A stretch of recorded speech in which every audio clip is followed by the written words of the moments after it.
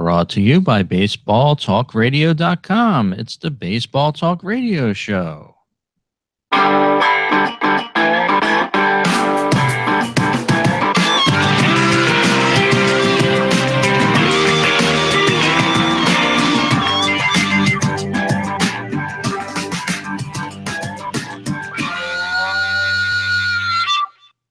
Live across the internet and all around the world, it's the Baseball Talk Radio Show. We're talking baseball with you here, and my name is Rich. And I'm Gary, and wow, live across the entire world, Rich. That's pretty cool. That's it. Reasonably priced, no less. We can go from the East Coast all the way around to the West Coast and then out to Japan and then right on through Europe with the show. We're everywhere, Gary. And back again too, I might add. Yep, and we do have a number of listeners over in Europe, so we want to tip our caps to them and thank them for listening to the show here. And Gary, we have some playoff baseball. When we last spoke, it was around the time where the wild cards were being played. Of course, the Yankees bested the Twins, and the Diamondbacks bested the Rockies. But we've taken a big leap since then. We've had a lot of great playoff games come our way. Yeah, we're into the League Championship Series now, Rich, and then the League Division Series. The Dodgers pretty well swept away the Diamondbacks. A little bit of a shocker there. Not that they beat them, but that they did it so easily. And of course, I give up prognosticating because I picked the Diamondbacks to upset the Dodgers, but we won't go into that any further, but yeah, and the other the Cubbies and the Nationals really played some great series there. And of course, the Nats were picked to do well this year again. They seem to have that, not a curse, but they just can't get over the hump. They have the right players, it seems like, but they just can't get that lucky break and make it further on into the playoffs. But tough break for the Nats. I guess they'll be tuned up for next year again. They certainly have a lot of great players on that team. And it was a shame that, they're in our favorite division, probably arguably the NL East. So I'm sure we would have been rooting for them if they did go further. Well, not here in New York. I don't think I would have been interested to see them go a little further as a baseball fan, but a lot of Met fans are really happy that they didn't get that far. So, because of course, the Mets' nightmare World Series in that whole scenario would have been the Nationals against the Yankees. That would have been a complete nightmare. So at least we got one team out, and hopefully the Astros will take care of the Yankees. But yeah, I kind of would have liked to see him get a little further, but they just as you say, they can't get over that hump, and the window's starting to close on them, Rich. Jason Wirth is 39, 38, 39. He's getting up there. Harp is not old, but his contract is coming up, and it's another year. Scherzer's got on his arm, and Gonzalez, and so but they did play a good series.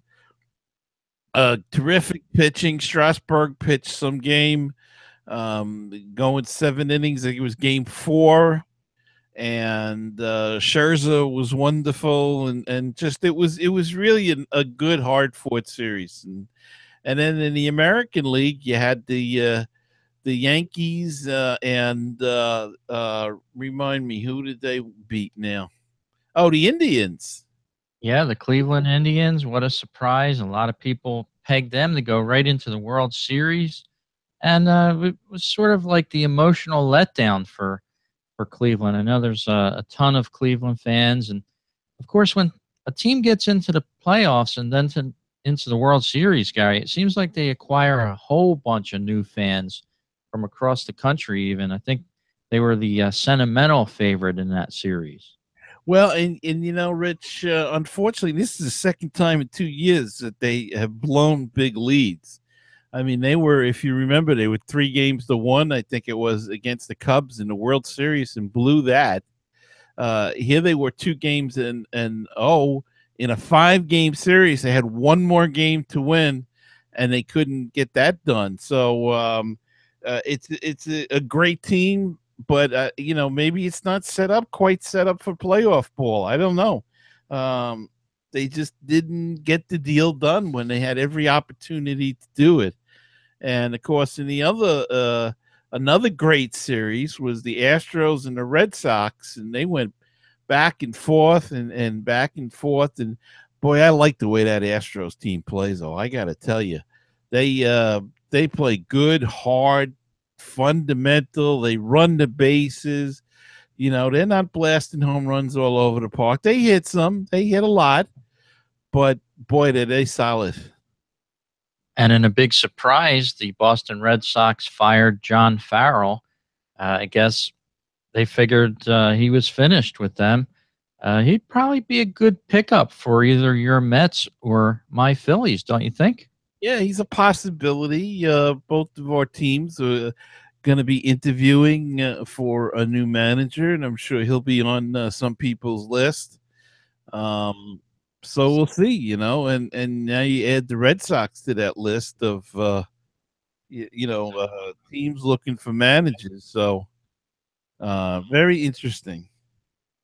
Yeah, it's not often that a guy like Farrell is available. He didn't do badly with the Red Sox, and a lot of reaction was right after that. They were kind of surprised. A lot of the press people and MLB Network I was listening to a few days after the firing, there was a big letdown from them that Farrell actually got let go. They didn't really think he deserved that so much from Boston, but evidently Boston wanted to move in a different direction, and they didn't even wait till after the playoffs were done. They just did what they had to do, and now Farrell's looking for a new team, and the Red Sox looking for a new manager.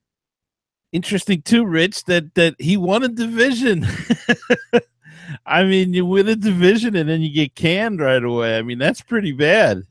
Yeah, I think that's what the whole contention was, that people couldn't believe that he got fired, and he didn't do a poor job. So maybe there's some underpinnings to that we don't know about with John Farrell and the Red Sox, but he certainly seems like he has the experience and the poise and the chutzpah, so to speak, to run a baseball team, and he's certainly been successful with the Red Sox. I don't want to compare him to Joe Madden, but I want to think that he's probably one of your better managers that are now available. Well, I think they wanted to get rid of him for a time. I think there's been some unhappiness with him in Boston, and I think this was their excuse. I guess they didn't win. They won a division and didn't go beyond that. So I think that's probably they took that excuse to get rid of him, and who knows where they go. Rumors are Joey Cora could be going there. Brad Ausmus was hired by Dave Dombrowski when he was with Detroit. Now Dombrowski's with Boston, so could he bring Ausmus over there for that team? And Ausmus was a Red Sox fan growing up, and so it's a nice fit. But we'll have to see how the interview process goes and everything. But yeah, I'm wondering if Farrell will get another shot. Sometimes these guys don't get another shot, and through no fault of theirs, or but we'll see how it all shakes out. And again, it's an interesting game behind the scenes. Sometimes it's more interesting that's on the field. That's true. We have some great games continuing in the league championship series here, the Dodgers and the Cubs, and the Yankees and the Astros, of course. And who do you like in that Dodger Cubs series? Well, you gotta like the Dodgers now. I mean, they're up 2-0. Cubs have played them tough. Last night was a heartbreaker for the Cubs. That's gonna have to be something that they really get over. But the good part about it is they have a day off today, so they'll have a chance to digest it and get it out of their system. But walk-off home run. But the Dodgers look good. So far 2 up. And in the other series, I'm going to go with Houston. I like Houston, though I hate to pick anybody now because it seems that whoever I pick, the other team wins. So maybe I should be picking the Yankees to win. Well, we'll have to see. But yeah, that Dodger series and the Cubs series is awesome. And Justin Turner, if you look at him closely, you could almost compare him to a garden gnome, but he's a good ball player, isn't he? A garden gnome, I was thinking of the Lucky Charms leprechaun. But yeah, if only he played out this well as when he was with the Mets, and the Mets let him go. But that's what happens sometimes. Just guys blossom when they leave, change the scenery, whatever, change of coaches. Somebody notices something, then it's a little different, a little unorthodox, maybe, and it can change your whole career around. And so he's doing terrific out there. Just signed a nice contract for himself. So yeah, he's the hero so far. Yep, and believe it or not, he's got a look-alike. I don't know if you've run into that story yet, but a couple of weeks ago when I was watching the Phillies and the Dodgers play in Philadelphia, I looked up, I was behind home plate, standing up towards the middle to end of the game, and I saw somebody in a Dodgers uniform, and he looked just like Justin Turner. So I did a double take. Then I went over and talked to him real quick, and he told me he really wasn't Justin Turner, but he looked exactly like him. Maybe he's a doppelganger. He was in uniform. He was in spikes. He looked like he had just come from the dugout or something. I looked over and I'm like, Stands?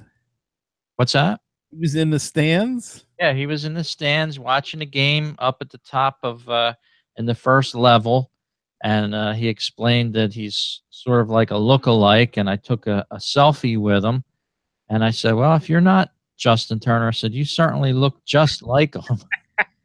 But yeah, it was an You gotta pop that picture up here someday. We got to see that one. interesting. Yeah, you've got to see it because it's very.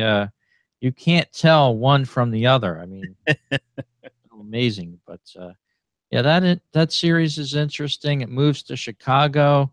I hope the Cubs can win 2 quick games in Chicago and force this series to go longer. I think they're better than what they were playing. Maybe they're a little tentative. They really didn't pull out all the stops, I don't think, in LA. And when you get down 2-0, sometimes it could be a tough hole to get out of.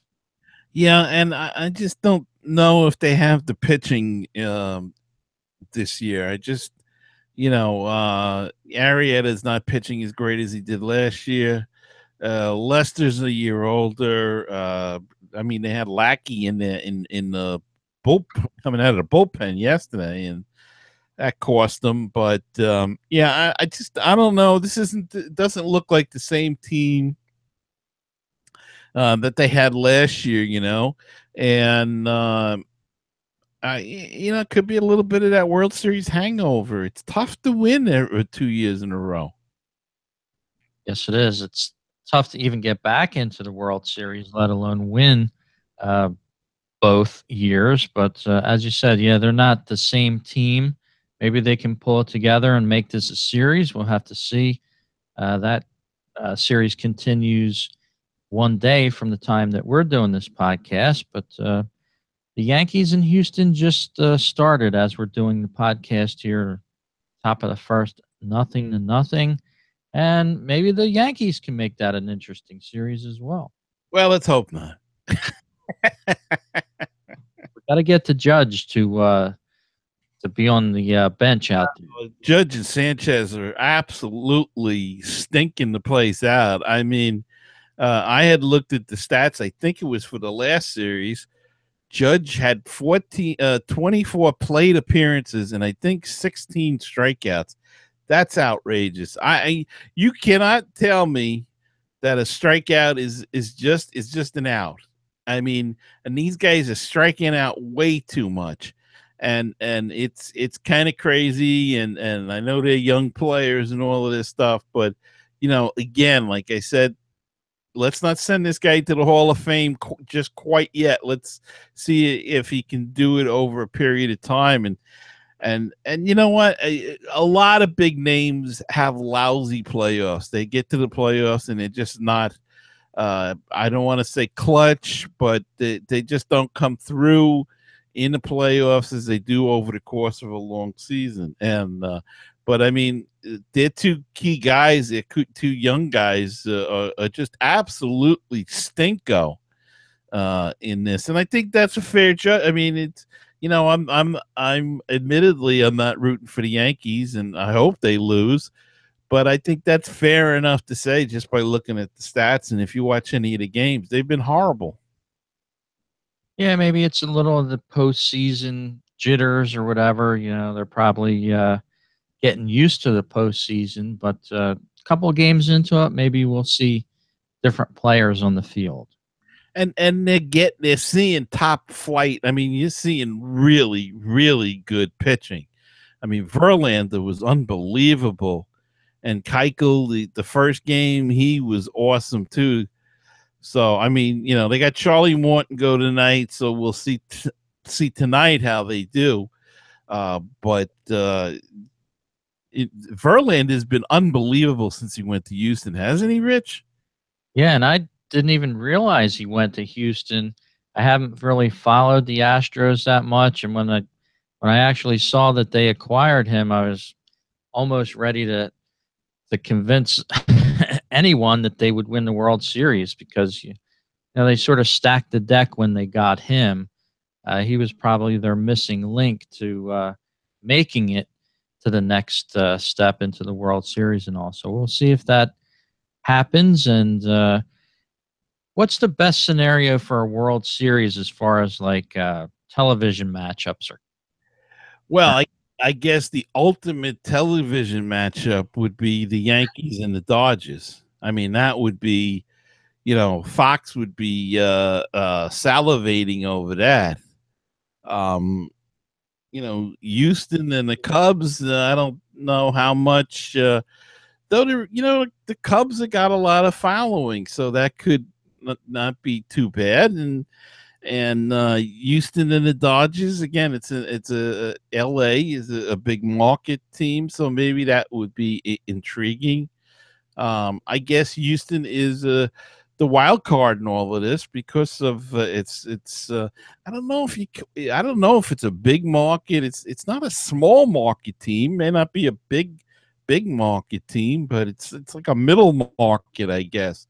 Houston's a growing city though too. So, but I think the ideal that baseball would want would be, of course, the Yankees and the Dodgers. It's the two biggest, viewing areas or whatever, and that's probably what they would want. That would be awesome to see the Yanks and the Dodgers in a World Series.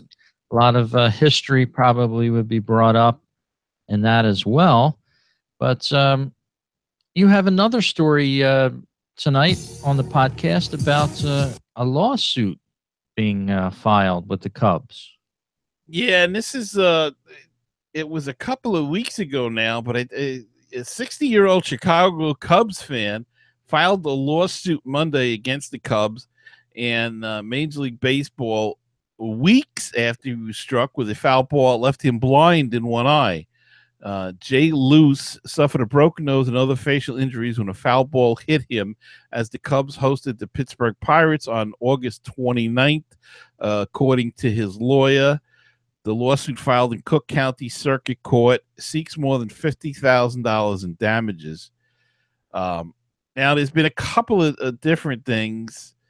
A couple of stories say that you get a ticket and it says that you're at your own risk. He's claiming that he got in for nothing. Now, one report said a friend of his snuck him in. Another report said he got in, but because he did not have a ticket and got in, he says that the warning on the tickets, it says you're at an injury risk for batted balls, and limits the team's liability, doesn't apply for him because he got in for nothing. Now his lawyer saying he was an invited guest. I heard he got snuck in. I have not yet, found out which is the real story. But that's what his defense is going to be. And look, I feel bad for the guy. He broke his orbital bone, his nose, a jaw injury, lost the sight in his eye. But it is on the ticket, and whether or not if you got snuck in, I don't think that relieves the team of its liabilities, because everybody knows that when you go to a ball game, you got to be alert. Yeah, and as you said, most people know that you're sort of at your own risk at a ball game, but with the new fencing that they've put up and all, I guess I haven't seen the foul ball or anything like that with this story, but it's not easy being at a ball game sometimes. This guy was 60 years old. I'm reading the story right now. He works in information technology management, lives in the Chicago area, but also safety netting does not extend to the far ends of the dugout at Wrigley Field. So there must be a good reason, besides protecting the fans, that a lot of these stadiums are extending the fencing. But it'll be interesting to see how this shakes out and whether or not we'll hear the end of this. But yeah, it's a tough way to leave a ball game when you get hit with a baseball. I know I've said on this show before, one of my son's friends got hit with a foul ball from Barry Bonds many years ago, and you can actually get killed from a foul ball if it hits you just right. So you got to definitely keep your head in the game, and if you can't catch a ball or defend yourself from it, just hit the dirt. Get out of the way of it. Yeah, get those arms up there. Take the bruise on the arm, or if it breaks your arm or something, that's okay. I mean, it's not okay, but it's better than getting hit in the head. But a lot of these people nowadays, it's the telephones now. They're texting, they're doing this instead of paying attention to the game. And look, again, you feel sorry for the guy, but they warn you enough. They make announcements and all kinds of stuff. What's going to happen if somebody's in the mid decks and gets hit and gets hurt? I mean, are you going to sue too? Because there's no netting there.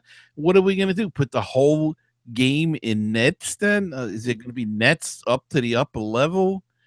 I mean, there's only so much you can do. And while I agree they should extend the netting, and they probably will, the game's been played 100 and some odd years, and I'm sure these injuries occurred before, but now it's all in the forefront, and now we're getting lawsuits, and that's always, it's so predictable in this country now because somebody and again, I'm not saying that it's this guy's case, but somebody gets something happen to him, and right away they run to court. They want to make a buck, and I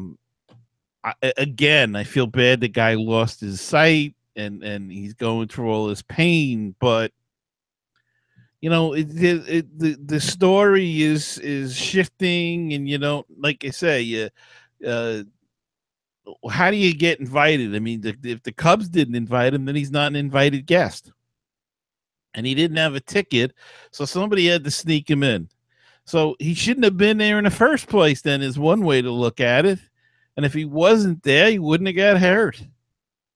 So I don't know. That's my little thing. You can send the letters to me.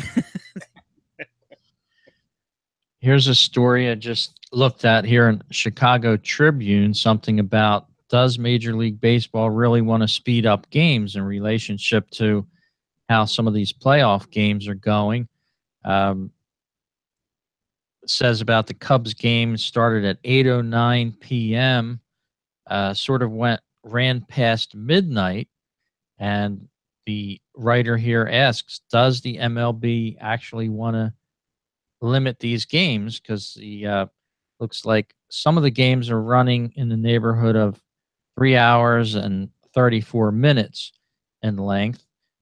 Game 5 of the Cubs and Nats was 4 hours and 37 minutes. So here's that great debate again about when Major League Baseball should start certain games, especially for everybody that works the next morning. You start a game at 8 o'clock, you're not going to finish it till around midnight. And if somebody. Oh, well, we lost you, Rich. I don't hear you at all now. What happened here? Hey. How about now? Yeah, I hear you now. Yeah, something dropped out over here. I'm not quite sure what. How about now? It's low, though. Check. There you go. Better. Yeah, I was saying, with some of these games, they're running late, and you can expect that. But if certain people have to get up for work the next day, they have to go to work early in the morning, they're sleep deprived, and they can't either watch the game, finish it, or at the expense of their job the next day. So very interesting the way that's shaking out for some of these playoff games. They're running extremely late into the evening here on the East Coast, anyway. Well, and it's a case of they're pulling out the starting pitches in the third inning, the fourth inning. I mean, they got guys coming in and out left and right by the fourth inning and the fifth inning. So that's what's taking the time. I mean, I don't know. When Verlander when Strasburg went to 7 innings, he was the first pitcher up to that point to go 7 innings in this year's playoffs. I mean, it was crazy pulling out these guys so soon. But this is the new specialization, so I don't know how you're going to speed it up. And again, we say if you're at the ballpark, people don't necessarily want it to be sped up. If you're home, you want it to be sped up. So it's depend upon your point of view, where you're at, where you're watching the game at. But I do agree with you. They should start these games at 7:30. They worry about the youth. They talk about they want youth in there, but then they start a game at 8:15. And like you said, it's midnight when it's you're losing the kids that way. Play it either an afternoon game or start the game at 5, 6 o'clock. Or start it at 7:30. That's the way you're going to get the kids. Yes, indeed. So you heard it here on the Baseball Talk Radio Show, proudly brought to you by the BaseballTalkRadio.com network. You'll have over 40 great podcasts there to listen to all about baseball. And we know you'll find a couple of them that you'll really like. I know Gary has a couple of them on the network, being one, the Mets Musings, and also the Brooklyn Cyclones. And you can listen to my podcast on the Phillies there called Phillies Talk. So check it out over at baseballtalkradio.com. And we're going to take a little break here in the program. We're going to be back in a moment. Wrap this one up for our Division Championship Series talk here on the Baseball Talk Radio Show.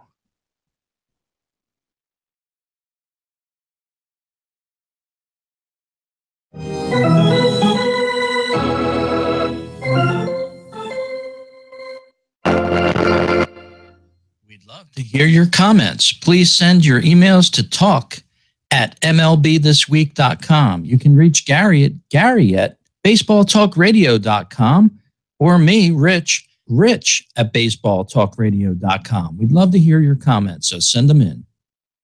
Subscribe to the Baseball Talk Radio Show on Stitcher Radio, iTunes, or Podomatic.com. This way, you'll never miss an episode. Gary, I think I'm going to go over to baseballtalkradio.com and listen to all the baseball talk shows there. Do you think I can cram it all in on a weekend? No, I don't think so. It's going to take you quite some time, but there's a little bit of everything there. Cover most of the teams and Japanese baseball, fantasy baseball, all there at baseballtalkradio.com, the home of great baseball talk shows. And go check it out. It's a great place. And if you'd like to help us out a little bit, you can go to patreon.com, become a sponsor of the show. Help us out. $2 a month, $1 a month, anything you can give it all would be gratefully appreciated and help us do more of this kind of thing, the video, and expand our capabilities and maybe some on the road surprises in the summertime. So that's patreon.com/baseball talk. Give whatever you can. We'd greatly appreciate it. And this is the time of the year, the spirit of giving is strong with everyone. So please go and help us out.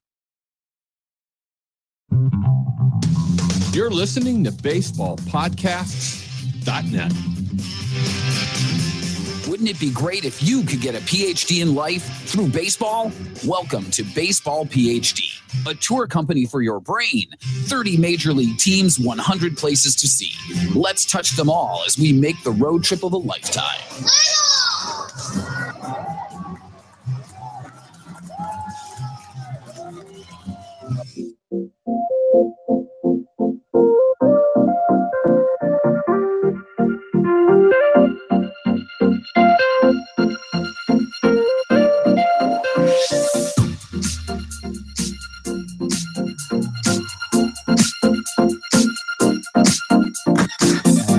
Here talking all about the National League Championship Series baseball. The Yankees and the Astros going at it tonight, and tomorrow it's the National League picking back up in Chicago with the Cubs and the Dodgers resuming their series. And Gary, here's another story I was just reading about today.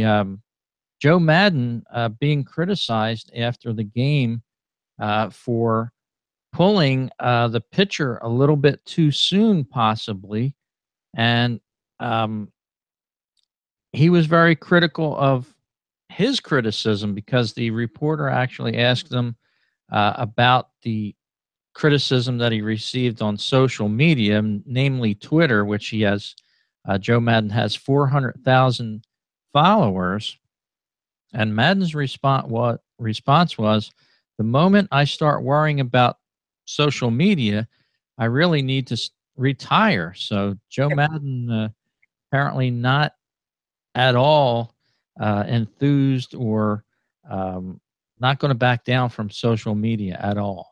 Well, how quick the mighty have fallen. Last year he could do no wrong, and this year now he's being criticized for pulling pitchers and stuff.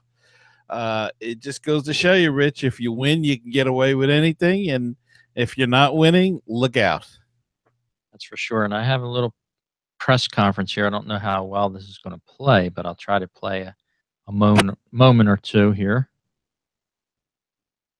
And of course, it isn't cooperating. Every time I want to try to do something like this, it never cooperates. So I do not have that clip. Looks like, but Joe Maddon, anyhow, let's see. Running baseball, first of all, social media.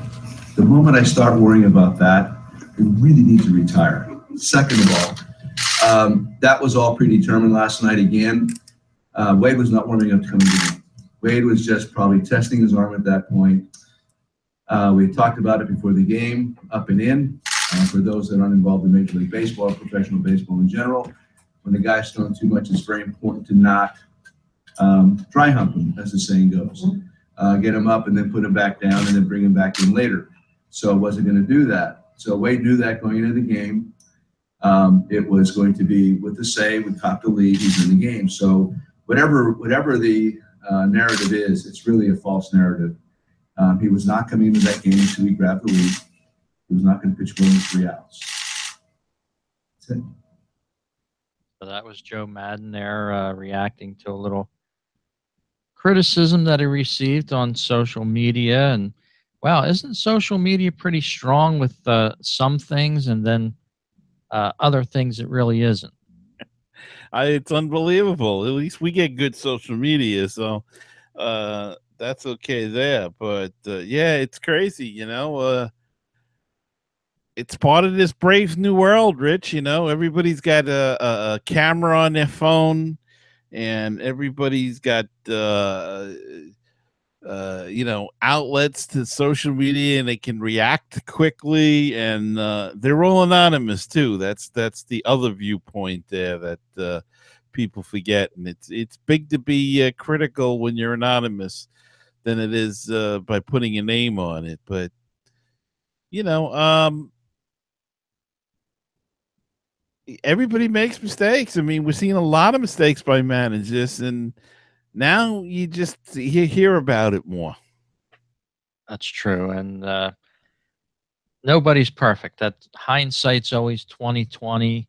You can always say you shoulda, coulda, woulda after the fact, but as you said, sometimes you can do no wrong. Other times, you may make the wrong call or make a call that doesn't turn out for you. So, Joe Madden there explaining it a little bit. And before we wrap up this show for today's show, Gary, you have another story for us. Well, this is more of a human interest story. Two lifelong friends, these two girls, they played softball against each other and ended up as ball girls for the Dodgers. And they were at game 2 of the NLCS. And the interesting thing about these two girls, one's name is Christina Zambrana, and the other one is Amy Moore. The interesting thing about it is, and why we're even doing this story, is that on October 1st, they were in Vegas, and they were among the survivors of the tragic shooting at the Route 91 Harvest Music Festival in Las Vegas. And they were both caught in the crossfire, sought shelter in a tent, and hid under a table. They later escaped, clutching onto each other's hands amid rapid gunfire. At one point, Moore lost her shoes as Zambrana picked her up and hoisted her on her back, and together they navigated their way to safety. They later found their phones flooded with messages from family members, as I'm sure quite a few people did that evening, and social media, again, notifications and messages from other Dodgers employees. And they were able to get away, thank goodness. And they returned to Dodger Stadium last week for game 2 of the NLDS, and have been working the LCS as well. And happy to be there, and happy to be working for the Dodgers, and happy to survive that horrendous shooting in Vegas that we all witnessed just a few weeks ago. So great to see them, two friends, and helped each other out, and really great story, and that they're back hard at work.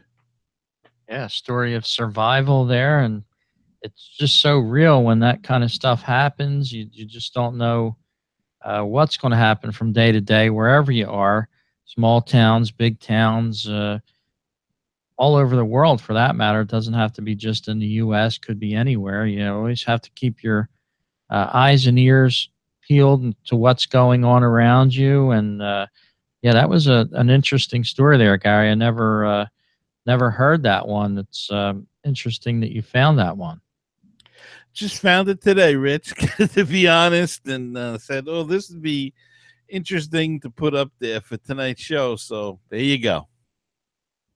Very cool. Well, we thank you for tuning into this show, and we want to encourage everybody, you can watch us on YouTube. We had a good number of viewers and views, so to speak. We need to get over, I think, 10,000 views to start getting some ad revenue on YouTube. They did change their ad revenue structure within the last couple months. So we are about halfway there. Right now, we're roughly 5,000, almost 500 views. So If you could check out our show on YouTube, if you're listening to us on audio, we'd appreciate it. Just type in the Baseball Talk Radio Show into the search box for YouTube, and you should find our show. So, and we hope we don't scare too many of you away, because I know sometimes when you listen to an audio show, you sort of have an idea in your mind of what the guys or gals, for that matter, look like. I know I always did, and when you actually see them on camera, you're like, oh, I didn't know they look like that. Yeah, and watch us often, and just keep watching it. And if you get tired of listening to us, just mute it, but just keep watching. We appreciate your support. And as Gary said during our little commercial break, if you want to stop by our Patreon page, we'd appreciate your support. Who knows? One day maybe we'll get to spring training on some of those donations down in Florida. We can bring you the story right from the source. And just check it out over there at patreon.com/baseball talk. And then you will find our Patreon page there. You can donate a $1 or $2 a month, and you'd be surprised within a certain amount of people did that, we'd be on our way to spring training. Maybe we got to do a GoFundMe, Rich. I don't know. People on Patreon, well, with us anyway, it just doesn't seem to mix. But yeah, maybe we'll try that. You know, the more the merrier. We can always give it a go. It does have a certain better ring to it than Patreon. But well, thanks everybody for listening. We'll talk to you again, and we'll be having probably the World Series matchup to talk about on the next show. Gary, that should be interesting. Yeah, could be. Could very well be. All right, everyone. Take care. We'll talk to you next show. Good night.